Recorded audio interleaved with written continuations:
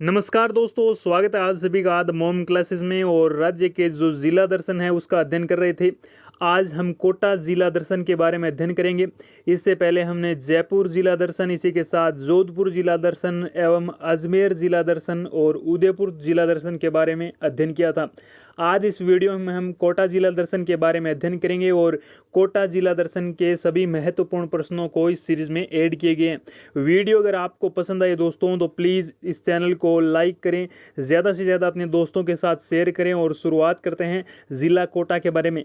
कोटा का जो क्षेत्र है पीपलाद है, दिगोद है, इसी के साथ लाडपुरा है, सांगोद है, कनवास है एवं रामगज मंडी है। रामगज मंडी के बारे में विशेष अध्ययन करेंगे। शुरुआत करते हैं आज के सेशन की। और कोटा जिले का जो कुल क्षेत्रफल है दोस्तों वो 5217 वर्ग किलोमीटर है।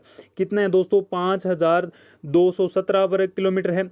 और इसमें बात करें तो नगरीय जो क्षेत्रफल है वो 310 वर्ग किलोमीटर है, जबकि 4907 वर्ग किलोमीटर इसका ग्रामीण क्षेत्रफल है। कोटा जिले की जो मानचित्र स्थिति है वो 24.25 मिनट के साथ 25 डिग्री 51 मिनट के बीच ये उत्तरी अक्षांश के मध्य स्थित है। 75 डिग्री 35 मिनट से 77 डिग्री 29 मिनट पूर्वी देशांतर के मध्य स्थित है। दोस्तों कोटा जिले में वन क्षेत्र पूछा जाए तो 1391.15 वर्ग किलोमीटर है। दोस्तों कोटा जिले के उपनाम यहीं से लगा सकते हैं। मोस्ट इंपोर्टेंट, इसे नंदग्राम कहा जाता है, शिक्षा नगरी कहा जाता है, राजस्थान का कानपुर कहा जाता है। कैसे बन गया कानपुर और कैसे बन गया कोटा? तो कानपुर किसे कहा जाता है? कोटा को। और कोटा के अंदर है दोस्तों विधानसभा क्षेत्र की 6 सीटें। ये जो 6 सीटें हैं इनके बारे में अध्ययन करें तो पीपलाद है, सांगोद है, कोटा उत्तर है तो कोटा दक्षिण है, लाडपुरा है, रामगज मंडी है। दोस्तों उपखंडों की बात करें तो 5 है और तहसीलों की संख्या भी कितनी है दोस्तों? 5 है। उप तहसीलों की संख्या 2 है और यहाँ पर ग्राम पंचायतों की संख्या जो है दोस्तों वो 162 है। इसी के साथ यहाँ से जो मोस्ट इंपोर्टेंट ऐतिहासिक विवरण के बारे में शुरुआत करते हैं दोस्तों। कोटा जिले का जो ऐतिहासिक विवरण है उसके बारे में पढ़ते हैं। कोटा के बारे में अध्ययन करें तो कोटा जिले, इसका जो जिला मुख्यालय है नगर कोटा के नाम से जाना जाता है, जो पूर्व से इसी नाम की रियासत थी और राजधानी थी। उपलब्ध अभिलेखों के अनुसार कोटा की स्थापना 1264 ईस्वी में जेत्र सिंह, बूंदी का शासक, कई जगह जेत्र सिंह के पौत्र का उल्लेख भी मिलता है। कोट्या या फिर कोटिया नामक भील को मारकर यहाँ पर कोटा राज्य की स्थापना की। अब पूछा जाए दोस्तों कब की गई तो 1264 ईस्वी में की गई। अब पूछा जाए कि 1260 ईस्वी में किस राज्य की स्थापना की गई तो ये लिखना है आपको कमेंट बॉक्स में दोस्तों। यहाँ पर बूंदी का शासक तो कौन था? जेत्र सिंह। और ये किसको हराता है तो कोट्या या फिर कोटिया नामक भील को हराकर कोटा की स्थापना करता है। अनेक विवरणों में 1631 ईस्वी में कोटा रियासत की स्थापना माधो सिंह के द्वारा की गई। तो यहाँ पर कन्फ्यूजन नहीं क्रिएट करनी है, हमें दोनों ही बातों को ध्यान में रखना है दोस्तों। कोटा की जो स्थापना है ये 1631 ईस्वी में माधो सिंह के द्वारा भी की गई। इसी के साथ राजस्थान के एकीकरण के दूसरे चरण में 1949 में कोटा को राजस्थान संघ में शामिल कर लिया गया और कोटा शहर चंबल नदी के किनारे बसा हुआ है। तो दोनों ही बातें काफ़ी इंपॉर्टेंट है। दूसरा जो चरण था एकीकरण का, तब किसको शामिल किया गया? कोटा को। और राजधानी भी किसको बनाया गया था? कोटा को बनाया गया था। और इसी के साथ कोटा जो शहर है वो किस नदी के किनारे है? चंबल नदी के किनारे है। दोस्तों कोटा जिले की सीमा मध्य प्रदेश के साथ 2 बार, प्रथम सवाई माधोपुर व बारां के मध्य तथा दूसरी झालावाड़ व चित्तौड़गढ़ के मध्य लगती है। तो ये क्वेश्चन काफ़ी इंपॉर्टेंट है, सबसे मोस्ट ऑफ इंपॉर्टेंट लगा सकते हैं दोस्तों आज की सीरीज में कि कोटा ऐसा दो ऐसे जिले हैं राजस्थान के जिनकी जो सीमा है वो 2 बार अन्य राज्य से स्पर्श करती है। तो पहली बार मध्य प्रदेश से लगती है और पहली बार ये लगती है सवाई माधोपुर और बारां के मध्य। दूसरी बार बात करें तो झालावाड़ व चित्तौड़गढ़ के मध्य लगती है। तो 2 बार सीमा स्पर्श करता है मध्य प्रदेश की। और कोटा जिले में बहने वाली जो नदियां हैं वो चंबल नदी, इस नदी पर कोटा में कोटा बिराज एवं जवार सागर बांध है। तो कोटा के जो प्रमुख 4 बांध है उनके बारे में अध्ययन करें तो कोटा में स्थित है कोटा बिराज एवं जवार सागर बांध। जवार सागर बांध को कोटा डैम कहते हैं। तो ये पिकअप बांध है, यानी यहाँ से पानी को ऊपर उठाया जाता है और ये पिकअप बांध कहलाता है दोस्तों। और इसे कोटा डैम भी कहा जाता है। अन्य नदियों की बात करें तो पार्वती है, काली सिंधु सिंध नदी है, और निवाज है, परवन है और अंधेरी जो नदी है, ये कोटा की प्रमुख नदियां हैं। सावन भादो सिंचाई परियोजना मोस्ट इंपोर्टेंट लगाइए दोस्तों, सावन भादो सिंचाई परियोजना। और सावन भादो जो कड़ाई है वो कहाँ पर रखी गई है दोस्तों, तो वो करणी माता का जो मंदिर है देशनोक, वहाँ पर रखी गई है सावन भादो कड़ाई। और यहीं से एक क्वेश्चन और है कि सावन भादो सिंचाई परियोजना कहाँ पर है, तो ये कोटा में है दोस्तों। इसी के साथ बात करें तो कोटा के अन्य जलाशय गोपालपुरा, अलनिया, तकली परियोजना, हरिश्चंद्र परियोजना।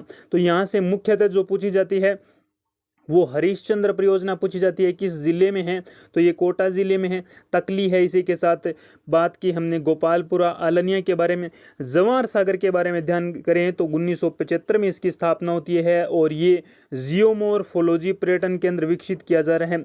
तो जियोमोर्फोलॉजी जो पर्यटन केंद्र है वो कहाँ पर विकसित किया जा रहा है, तो वो जवार सागर में किया जा रहा है। इसी के साथ पूर्णतः प्रदूषित रहने के क्षेत्र के कारण ये जो क्षेत्र है यहाँ पर जियोमोर्फोलॉजी पर्यटन विकास केंद्र विकसित किया जा रहा है, जो पूर्णतः प्रदूषित रहित क्षेत्र है दोस्तों। काफी इंपॉर्टेंट प्रदूषित रहित क्षेत्र है। इसी के साथ नेक्स्ट बात करें, काफ़ी इम्पोर्टेंट है कि सर्वप्रथम संपूर्ण भारत में घड़ियाल को संरक्षण देने का गौरव जवार सागर अभयारण्य को है, अतः यह घड़ियालों के प्रजनन केंद्र के रूप में भी प्रसिद्ध है। तो जवार सागर अभयारण्य कहाँ पर स्थित है दोस्तों, तो वो कोटा में स्थित है, और ये राजस्थान का नहीं अपितु पूरे भारत का पहला अभयारण्य है जहाँ पर घड़ियाल जो होते हैं उनको प्रजनन केंद्र के रूप में प्रसिद्ध किया हुआ है दोस्तों। कोटा जिले के अन्य जीव अभयारण्य उनके बारे में अध्ययन करें तो काफ़ी इंपॉर्टेंट है दर्रा वन्य जीव अभयारण्य जो है उसके बारे में अध्ययन करें तो ये कोटा और झालावाड़ के मध्य है। दर्रा राष्ट्रीय उद्यान राष्ट्रीय चंबल वन्य जीव अभयारण्य भारत के राजस्थान राज्य में कोटा से 50 किलोमीटर दूर है। जो घड़ियालों पतले मुंह वाले जो मगरमच्छ होते हैं उन्हें घड़ियाल कहा जाता है। घड़ियाल को तो नहीं देखा आपने, अगर मगरमच्छ को देखा है तो पतले मुंह के जो मगरमच्छ होते हैं उन्हीं को घड़ियाल कहा जाता है। के लिए बहुत लोकप्रिय है। यहाँ जंगली सुअर, तेंदुए, हिरन पाए जाते हैं। बहुत कम जगह है दिखाई देने वाले दुर्लभ जो कराकल यहाँ देखे जाते हैं दोस्तों। कम जगह पाए जाने वाले जो पक्षी है कौन, कराकल। और ये कहाँ पर पाए जाते हैं, तो ये पाए जाते हैं, हमने बात की कौन से अभयारण्य की, तो दर्रा जो अभयारण्य है उनके बारे में। अब बात करें कोटा जंतुआलय, राजस्थान का नवीनतम जंतुआलय 1954 में स्थापित किया हुआ, और वो कौन सा है, कोटा जंतुआलय। उत्तरी भारत का प्रथम सर्प उद्यान कहाँ पर स्थित है, और यही है आज का मोस्ट ऑफ इम्पोर्टेंट क्वेश्चन। पीछे हमने कई क्वेश्चनों के बारे में अध्ययन किया, आज का ये क्वेश्चन भी काफ़ी इंपॉर्टेंट है कि राजस्थान का नहीं अपितु पूरे भारत का उत्तरी भारत का प्रथम सर्प उद्यान कहाँ स्थित है, तो ये कोटा में स्थित है दोस्तों। उम्मेदगंज पक्षी विहार कंजर्वेशन रिजर्व कोटा में है, और इसकी स्थापना 5 नवंबर 2012 में की गई दोस्तों। कौन से कंजर्वेशन रिजर्व की, तो उम्मेदगंज जो पक्षी विहार है इसकी स्थापना कोटा में 5 नवंबर 2012 को की गई। कोटा जिले के ऐतिहासिक एवं दर्शनीय स्थल के बारे में अध्ययन करें तो कोटा दुर्ग, बूंदी के जेतर सिंह द्वारा कोट्या भील को हराकर इस दुर्ग का निर्माण भारत व मुगल शैली में किया गया। तो भारत व मुगल शैली के अंदर किस दुर्ग का निर्माण हुआ, तो कोटा दुर्ग का। इसी के साथ कोटा दुर्ग के बारे में कर्नल जेम्स टोड ने क्या कहा दोस्तों, आगरा के किले को छोड़कर किसी किले का प्रकोटा इतना बड़ा नहीं है जितना कोटा के गढ़ का है। इस दुर्ग में झाला हवेली है जिसके बारे में कार्ल खंडेलवाल ने कहा है कि यहाँ के भित्ति चित्र एशिया में अपनी सानी रखते हैं, यानी एक अनूठी पहचान रखते हैं। कहाँ के भित्ति चित्र, तो कोटा के जो हवेली है झाला हवेली, यहाँ के जो प्रसिद्ध चित्र है दोस्तों, भित्ति जो चित्र है दीवारों पर उकेरे गए जो चित्र है, कार्ल खंडेलवाल ने कहा है ये बात। इसी के साथ हमने बात की कि किस आगरे के किले को छोड़कर किसी भी किले का प्रकोटा इतना बड़ा नहीं है, तो ये टोड का कथन है दोस्तों। इसी के साथ बात करें तो कोटा का गढ़ रावठा तालाब के लिए प्रसिद्ध है। तो जिस चीज़ के लिए जो प्रसिद्ध होता है उसी को आप मोस्टली ध्यान रखें, तो रावठा जो तालाब है उसके लिए प्रसिद्ध है कौन सा दुर्ग, कोटा का जो गढ़ है।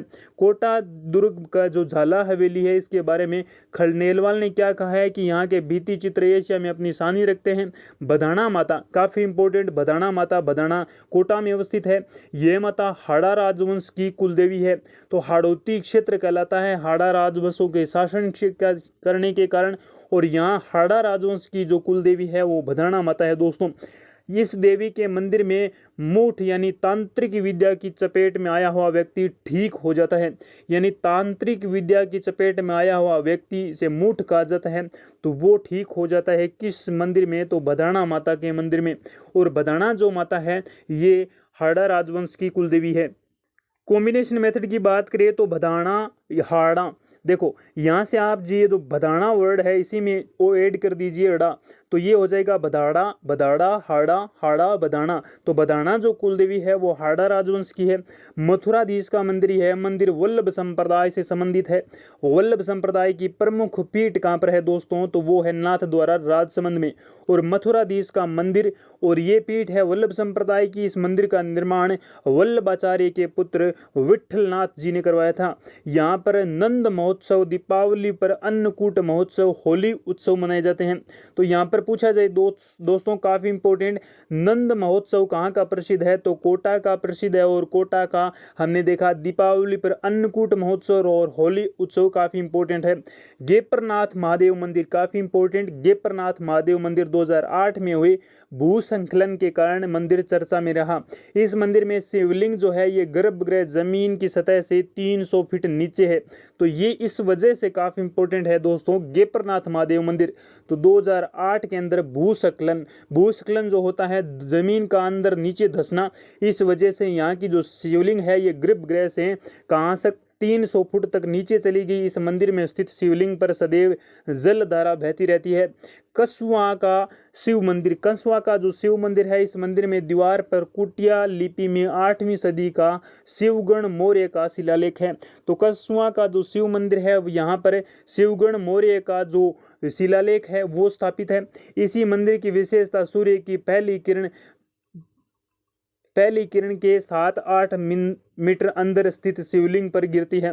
तो ये जो मंदिर के अंदर 7 से 8 मीटर दूरी पर स्थित जो शिवलिंग है इस पर सूर्य की पहली किरण गिरती है, इस वजह से प्रसिद्ध है। मुकुंदरा का शिव मंदिर, मुकुंदरा जो हिल्स है ये कोटा में पड़ती है। ये राजस्थान का एकमात्र गुप्तकालीन शिव मंदिर है।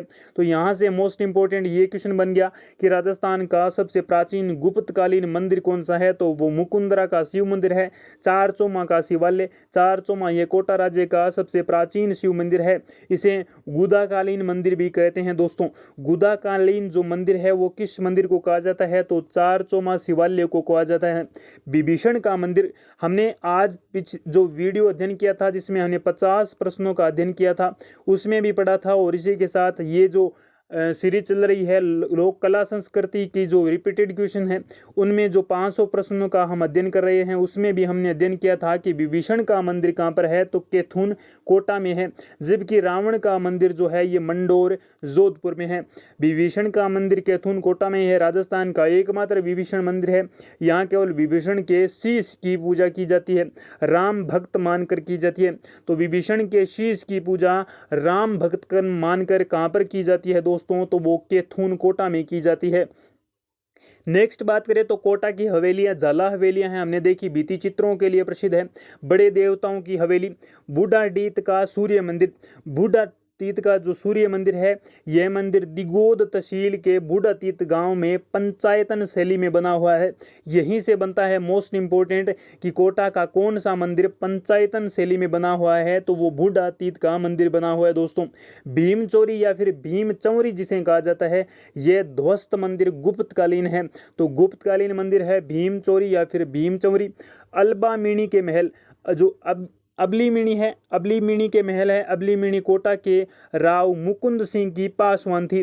तो अम्लामिणी के जो महल है वो कहाँ के प्रसिद्ध है, कोटा के, और ये राव मुकुंद सिंह की पासवान थी।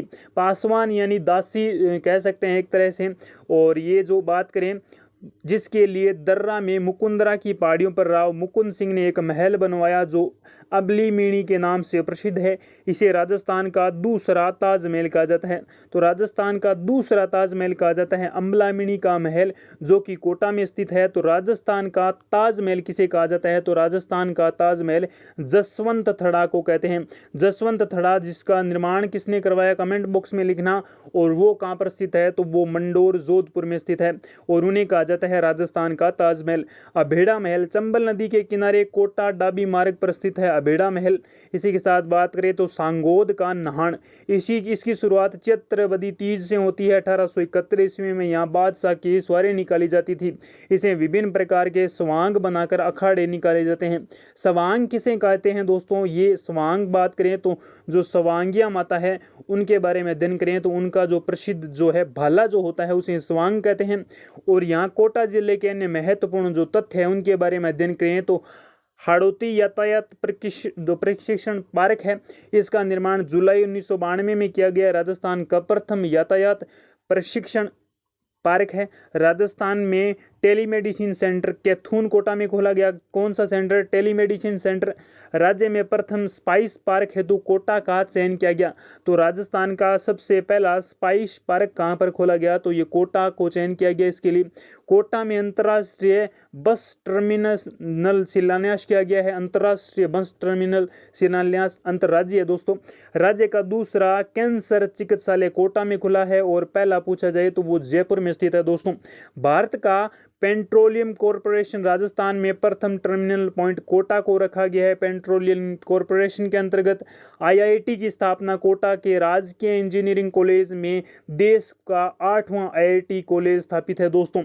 इसी के साथ बात करें तो कैथून कोटा के अंदर कैथून में नवंबर 2005 में निजी क्षेत्र की प्रथम मंडी श्री हनुमान कृषि उपज परिसर के नाम से ऑस्ट्रेलिया की AWD कंपनी की सहायता से स्थापित की गई है। यहाँ पर यूनिडो के आर्थिक सहयोग से कोटा डोरिया परियोजना का संचालन भी किया जा रहा है। कोटा के विज्ञान केंद्र में इसरो के सहयोग से टोक बैंक टर्मिनल की स्थापना की गई है। तो ये काफ़ी इंपॉर्टेंट, इसरो की सहायता से यहाँ पर किसकी स्थापना की गई है? तो टोक बैंक टर्मिनल की स्थापना की गई है कोटा के विज्ञान केंद्र में। कोटा में सितंबर 2005 में राज्य के 7वां कंडक्टर डिपो की स्थापना की गई। तो राज्य का जो 7वां कंडक्टर डिपो है वो कहाँ स्थापित किया गया? जो कोटा में किया गया 2005 के अंदर। ब्लैक पोट्री यहीं से काफ़ी इंपॉर्टेंट है दोस्तों। कोटा ब्लैक पोट्री जो है ये कोटा जिले प्रसिद्ध है। छत्रविलास उद्यान कोटा में है। कोटा की निकिता लालवाणी का पहला उपन्यास गिफ्टेड बुकर पुरस्कार 2007 से हेतु नामित हुआ था। तो कौन सा? निकिता लालवाणी का पहला उपन्यास जो था ये गिफ्टेड, ये जो बुकर पुरस्कार है 2007 के लिए नामित हुआ था। इसी के साथ बात करें तो राज्य का पहला मिल्क पाउडर कारखाना कोटा के एग्रो फूड पार्क के सेकंड फेज में लगाया गया। राज्य का प्रथम एग्रो फूड पार्क कोटा में स्थित है। इसी के साथ बात करें तो राज्य की प्रथम लोक अदालत 1975 में कोटा में लगाई गई। और राज्य की प्रथम जिला प्रमुख महिला के बारे में अध्ययन करें तो काफ़ी इंपॉर्टेंट ये भी क्वेश्चन दोस्तों। राज्य की प्रथम जिला प्रमुख जो महिला है वो नगेंद्र बाला है जो कोटा की है और ये केसरी सिंह बारट की पोत्री है दोस्तों। ये वही केसरी सिंह बारट है जो कि 1857 की क्रांति के बाद जो स्वतंत्रता संग्राम अंग्रेजों को भारत छोड़ने से निकाला गया था उसके काफ़ी ज़्यादा वर्चस्व में रहे थे। कोटा में नौकायन अकादमी की स्थापना प्रस्तावित है। यूनेस्को की सहायता से इंडियन हेरिटेज सिटी नेटवर्क ने कोटा को शामिल कर हेरिटेज सिटी नेटवर्क 2010 में शामिल किया गया है। तो हेरिटेज सिटी में शामिल किया गया कोटा को कब? 2010 के अंदर किया गया। जग मंदिर काफ़ी इंपॉर्टेंट दोस्तों। संग्राम सिंह द्वितीय की पुत्री एवं दुर्जन साल की पत्नी ब्रिज कुंवरी ने किशोर सागर तालाब में जग मंदिर बनवाया। तो किसकी पुत्री थी? संग्राम सिंह द्वितीय की पुत्री और दुर्जन साल की पत्नी थी जिनका नाम ब्रिज कंवरी था। और किशोर साल जो सागर तालाब है इसमें जग मंदिर बनवाया। तो जग मंदिर एक तो उदयपुर के प्रसिद्ध है, दूसरे जग मंदिर कोटा के प्रसिद्ध है। वर्धमान महावीर खुला विश्वविद्यालय कोटा में स्थापना हुई। ये 7 नवंबर 1987 में स्थापना होती है। कोटा विश्वविद्यालय स्थापना 7 जून 2003 को MDS विश्वविद्यालय का विभाजन करके की गई है दोस्तों। MDS जो विश्वविद्यालय है इसकी विभाजन करके कोटा विश्वविद्यालय की स्थापना 7 जून 2003 को की गई। अब इसी के साथ बात करें तो दशहरा मेला काफ़ी प्रसिद्ध है। यह मुख्यतः राजपूतों का त्यौहार है। राजस्थान में दशहरा मेला कोटा का प्रसिद्ध है, भारत में मैसूर का प्रसिद्ध है। तो दशहरा मेला पूछा जाए तो कोटा का प्रसिद्ध है। विभीषण का एक मात्र मंदिर कैथून है जहाँ पर शीश की पूजा होती है और शीश को राम मानकर पूजा करते हैं। दशहरा महोत्सव आदर्श नगर जयपुर में मनाया जाता है और दशहरा शोक पर्व मंडोर जोधपुर का प्रसिद्ध है। तो यहाँ से काफ़ी ज़्यादा इंपॉर्टेंट क्वेश्चन बन सकते हैं दोस्तों। राजस्थान में दशहरा कहाँ का प्रसिद्ध है, तो दशहरा मेला कोटा का प्रसिद्ध है।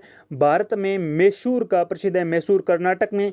और दशहरा महोत्सव पूछा जाए तो आदर्श नगर जयपुर का प्रसिद्ध है।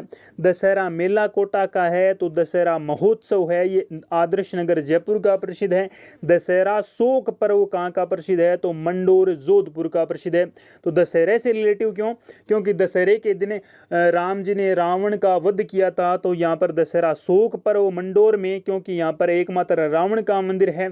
और दशहरा का जो आदर्श नगर जयपुर में महोत्सव मनाया जाता है। इसी अवसर पर मंदिल पगड़ी पहनी जाती है। कौन सी मदिल पगड़ी पहनी जाती है, तथा लील टांस पक्षी का दिखाई देना शुभ माना जाता है। तो दशहरे के दिन लील टांस पक्षी का दिखाई देना शुभ माना जाता है। दशहरे के अवसर पर खेजड़ी वृक्ष की पूजा की जाती है। सभी इंपॉर्टेंट क्वेश्चन है दोस्तों। राजस्थान का कल्प वृक्ष खेजड़ी को कहते हैं। यह राज्य वृक्ष है जिसका दर्जा 1983 में दिया गया।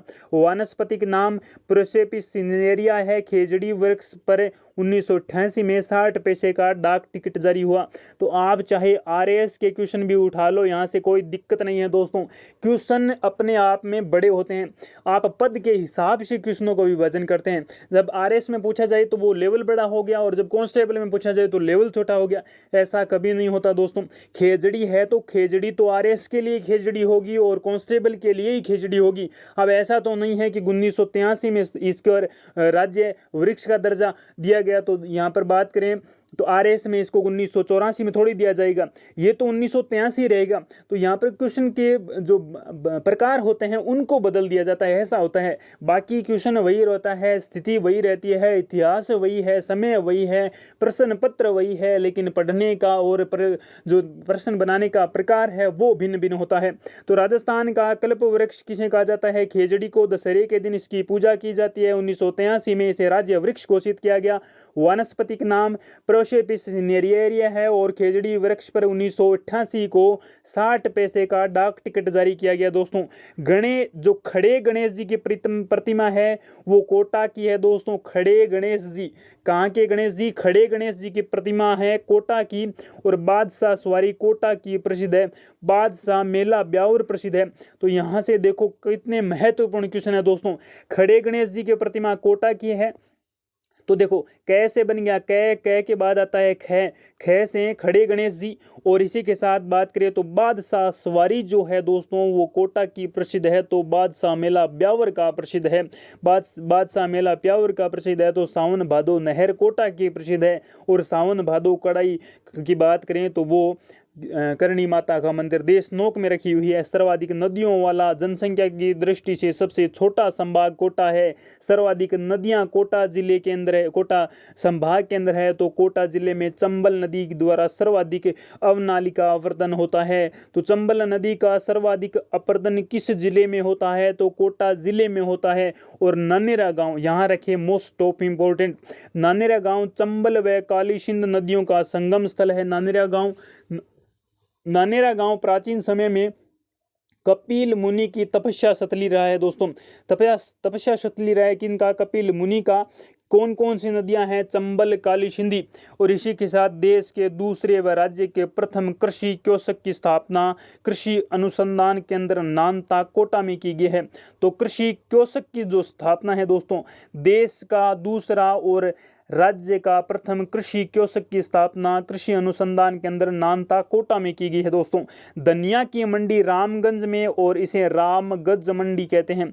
धनिया के लिए प्रसिद्ध है दोस्तों। धनिया जो आप सब्जी बनाते हैं उसमें जो डालते हैं वही धनिया है। और ये रामगंज मंडी प्रसिद्ध है कोटा की। राजस्थान की दूसरी सुपर पावर थर्मल परियोजना कोटा में सुपर पावर थर्मल है।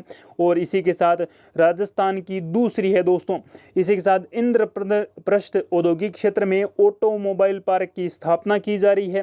तो ये भी काफी इंपॉर्टेंट है। ऑटोमोबाइल पार्क की स्थापना किस जिले में की जा रही है, तो कोटा जिले में की जा रही है। और इसी के साथ इंस्ट्रूमेंट्स लिमिटेड की स्थापना 1964 में, उद्देश्य मशीनरी उत्पादन हेतु। तो इंस्ट्रूमेंट लिमिटेड की स्थापना कब की गई? 1964 में। उद्देश्य पूछा जाए तो मशीनरी उत्पादन हेतु। सेमकोर ग्लास फैक्ट्री कांच उद्योग हेतु, यहाँ सैमसंग टीवी की पिक्चर ट्यूब बनाई जाती है। तो ये काफ़ी ज़्यादा गहराई से लिखे गए हैं, क्वेश्चन काफ़ी ज़्यादा प्रभावशाली भी हो सकते हैं। कोटा चित्रशैली के बारे में अध्ययन करें तो स्वर्णकाल उमेद सिंह का माना जाता है। और इसी के साथ बात करें तो कोटा का आलन्य स्थल सेल भित्ति चित्रों के लिए प्रसिद्ध है। सेल यानी पत्थरों पर जो भित्ति चित्र बनाए गए हैं वो आलनिया कोटा के प्रसिद्ध है।